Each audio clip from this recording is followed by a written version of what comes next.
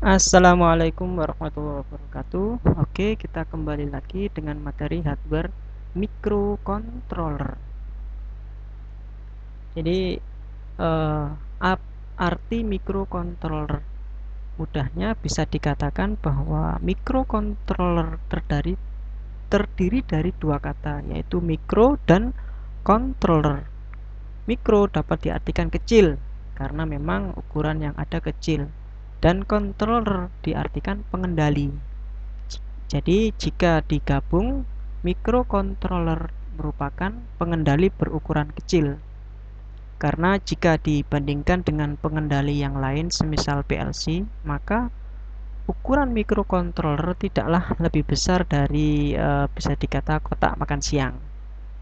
Kemudian beberapa produk microcontroller di pasaran ada beberapa merek microcontroller seperti STM32, Arduino, Tinsy, Tivasi Series, NUT MCU, MSP432, dan lain-lain.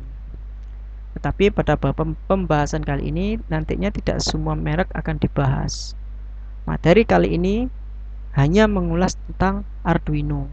Jadi pada beberapa produk merek microcontroller yang telah disebutkan sebelumnya, monggo bisa dikembangkan untuk menambah wawasan dan juga pengetahuan mengenai beberapa produk microcontroller. Kemudian menginjak ke keunggulan Arduino. Jadi tim pengembangan microcontroller Arduino mengupayakan beberapa hal, diantaranya harga yang terjangkau. Jadi kalau kita jumpai di pasaran, Arduino itu biasanya berkisar antara 100.000 sampai 400.000. Kemudian selanjutnya dapat dijalankan di berbagai macam sistem operasi seperti Windows, Linux, dan Mac. Tim juga berpikir bagaimana menyederhanakan proses pembelajaran, bahkan oleh orang awam sekalipun. Kemudian untuk mempelajari Arduino perlu juga yang namanya software pemrograman, dan ini nantinya akan kita bahas tersendiri karena pembahasan kali ini fokus ke hardware.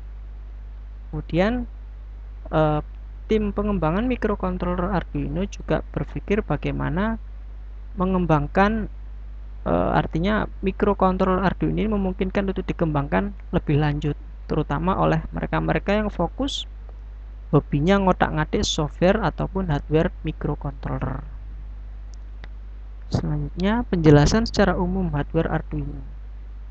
Di microcontroller Arduino terdapat USB interface yang bisa digunakan untuk catu daya ataupun port pemrograman.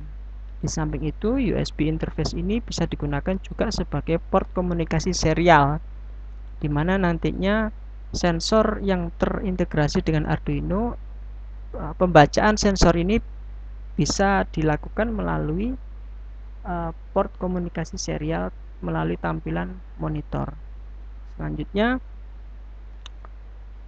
pin I/O ataupun pin input output digunakan untuk pembacaan dan pengiriman data dari sensor ataupun rangkaian-rangkaian yang terintegrasi dengan Arduino. Nantinya akan ditampilkan beberapa pin analog dan digital yang sudah terdapat di Arduino. Kemudian fisik relatif kecil, yaitu layaknya microcontroller pada umumnya. Jenis Arduino ini ada yang berukuran kecil, yang mana diperlukan untuk jenis proyek-proyek yang mengutamakan ringkasnya, gitu, portable-nya.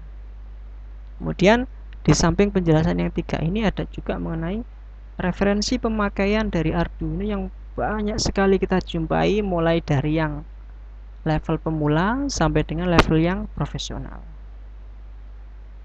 Selanjutnya akan ditampilkan beberapa produk Arduino yang seringkali dijumpai di pasaran. Nanti pada beberapa varian itu bisa di pause untuk melihat spesifikasi lebih detail, yang mana spesifikasi itu akan ditampilkan melalui tabel di samping gambar dari varian Arduino. Ini adalah Arduino Uno. Dan ini adalah Arduino Mega, yang mana secara fisik lebih besar daripada Arduino Uno. Ini Arduino Do. Ini sekilas sama dengan Arduino Mega. Kalau ini Arduino Leonardo, Arduino Nano, Arduino Mini, Arduino Micro, Arduino Ethernet, yaitu di sini ditambahkan port Ethernet RJ45. Kemudian pertanyaannya, apa perbedaan dari masing-masing hardware Arduino? Oke, sekian materi kita kali ini. Monggo bisa dibahas. Terima kasih.